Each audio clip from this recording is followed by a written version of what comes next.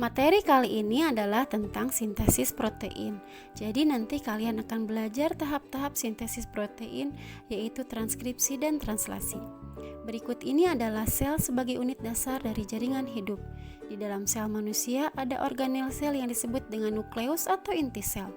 Inti sel mengandung gen-gen yang berjumlah 23 pasang kromosom atau 46 buah kromosom. Setiap kromosom mengandung untayan panjang pita DNA. Di dalam DNA dikelilingi oleh protein yang dinamakan histon.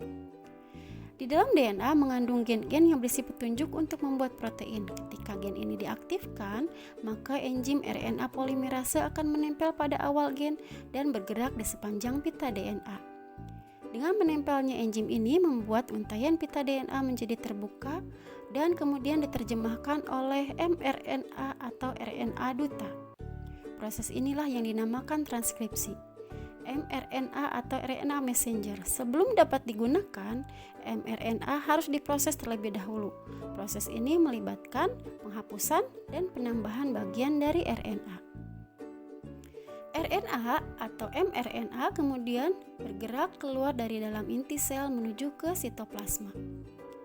Pabrik protein di dalam sitoplasma disebut dengan ribosom. Ribosom kemudian akan menempel pada bagian mRNA dan membaca kode genetik yang dibawa oleh mRNA. Hasilnya adalah rantai asam amino. Ada sekitar 20 jenis asam amino. Molekul RNA transfer atau tRNA membawa asam amino ke dalam ribosom.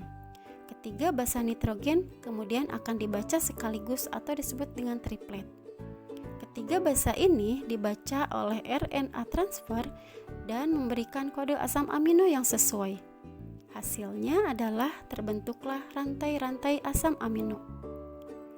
Setelah sampai ke kodon stop, maka proses translasi menjadi terhenti. Rantai asam amino yang berlipat-lipat sampai terbentuklah polipeptida.